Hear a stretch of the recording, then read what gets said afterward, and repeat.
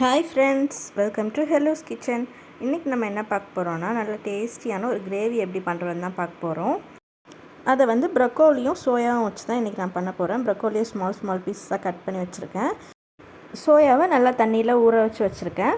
ஊற வச்சு தான் நல்லா புழிஞ்சி எடுத்து வச்சுக்கலாம் ஒரு சைடில்.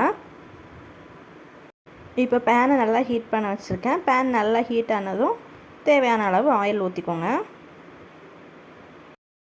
எண்ணெய் நல்லா சூடானதும் கடுகு போட்டு கருவேப்பிலை போட்டு பொரிச்சு எடுத்துக்கோங்க.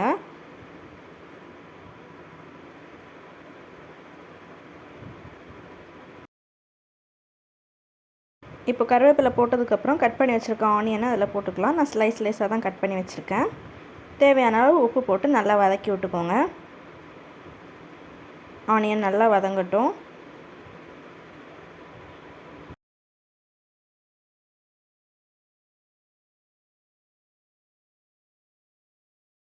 ஆனியன் நல்லா வதங்கினதுக்கப்புறம் ஒரு டேபிள் ஸ்பூன் இஞ்சி பூண்டு பேஸ்ட் போட்டுக்கோங்க. அதையும் போட்டு பச்சை வாசம் போகிற அளவுக்கு நல்லா வதக்கி எடுத்துக்கோங்க. இப்போ பச்சை வாசம் போய் நல்லா வதங்கினதுக்கப்புறமா 2 தக்காளி நல்லா அரைச்சி வச்சுருக்கேன். அதை வந்து ஊற்றிக்கிறேன். இப்போது அதையும் நல்லா வேக வச்சு எடுத்துக்கோங்க.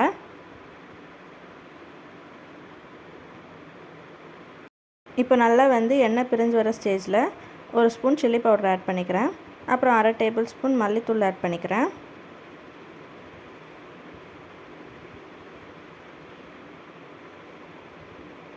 அப்புறமா ஒரு அரை டேபிள் ஸ்பூன் ஜீரக பொடி ஆட் பண்ணிக்கிறேன். கொஞ்சமாக மஞ்சள்தூள் ஆட் பண்ணிக்கிறேன். எல்லாத்தையும் சேர்த்து நல்லா மிக்ஸ் பண்ணிக்கோங்க. இப்போ லாஸ்ட்டாக ஒரு table spoon garam masala add பண்ணிக்கிறேன். எல்லாத்தையும் சேர்த்து நல்லா பச்சை வாசம் போகிற அளவுக்கு நல்லா மிக்ஸ் பண்ணி நல்லா வேக வச்சுக்கோங்க.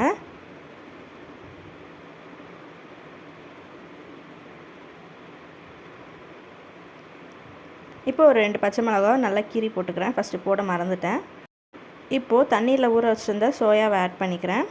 அதுக்கப்புறமா சின்னதாக கட் பண்ணி வச்சுருக்க ப்ரொக்கோலியும் சேர்த்து ஆட் பண்ணிக்கிறேன். அந்த மசாலா எல்லாம் ரெண்டுலேயும் நல்லா பிடிக்கிற மாதிரி நல்லா மிக்ஸ் பண்ணி விட்டுக்கிறேன்.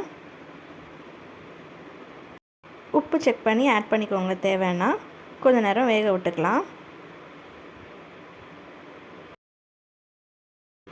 இப்போ பாருங்கள், நல்லா தண்ணியெல்லாம் விட்டு நல்லா வெந்து கிடச்சிச்சு.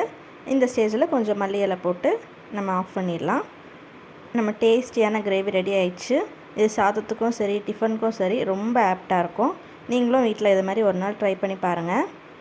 ட்ரை பண்ணி பார்த்துட்டு எப்படி இருக்குன்னு கமெண்ட் பண்ணுங்கள். நம்மளோட சொந்தம் தொட்டுற சேனலை சப்ஸ்கிரைப் பண்ணுங்கள். வீடியோ பிடிச்சிருந்தால் லைக் பண்ணுங்கள், ஷேர் பண்ணுங்கள். தேங்க்யூ, பாய்.